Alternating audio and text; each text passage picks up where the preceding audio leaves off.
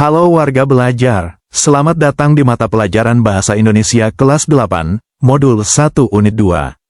Pernahkah Anda bertanya-tanya, mengapa sebagian orang merasa sangat bangga saat memiliki barang mewah, namun merasa sangat malu jika tidak memilikinya? Fenomena ini sering kita sebut sebagai gengsi.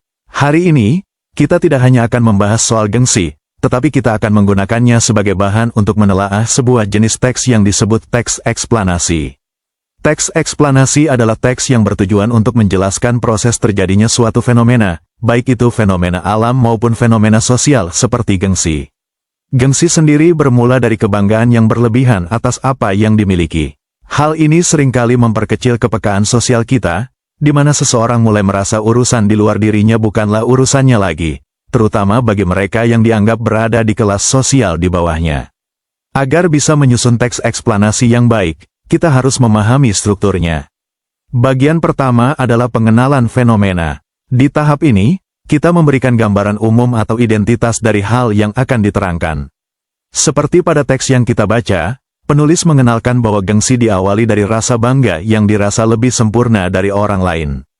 Ini adalah fondasi sebelum kita masuk ke penjelasan yang lebih mendalam. Setelah fenomena dikenalkan, struktur selanjutnya adalah rangkaian peristiwa. Disinilah isi utama dari teks eksplanasi berada. Rangkaian peristiwa ini disusun untuk menjelaskan bagaimana atau mengapa sesuatu bisa terjadi. Penyusunannya bisa menggunakan pola kronologis berdasarkan urutan waktu, atau pola kausalitas yang menekankan pada hubungan sebab dan akibat antara peristiwa satu dengan yang lain. Mari kita bedah penyebab gengsi dalam teks tadi. Penulis menjelaskan bahwa gengsi disebabkan oleh budaya dan norma. Ada 3 faktor utama. Pertama, kegemaran sosialisasi yang mendorong pamer. Kedua, budaya feodal yang menciptakan kelas-kelas sosial. Dan ketiga, standar kesuksesan yang hanya diukur dengan materi. Penjelasan yang runtut seperti ini memudahkan pembaca memahami akar permasalahan dari sebuah fenomena. Struktur terakhir dalam teks eksplanasi adalah ulasan. Ulasan berfungsi sebagai komentar, penilaian, atau simpulan dari penulis mengenai dampak dari kejadian yang telah dipaparkan sebelumnya. Dalam teks kita, penulis memberikan ulasan bahwa gengsi akan terus ada jika kita tidak sadar bahwa pada hakikat semua manusia itu sama.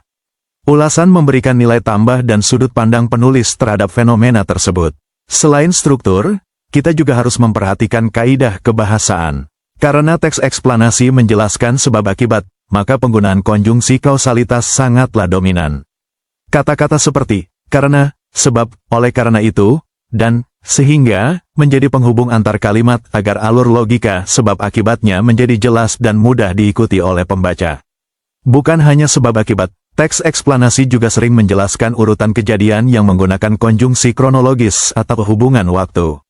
Kata-kata seperti kemudian, lalu, setelah itu, hingga, pada akhirnya, membantu penulis mengurutkan proses terjadinya fenomena secara rapi.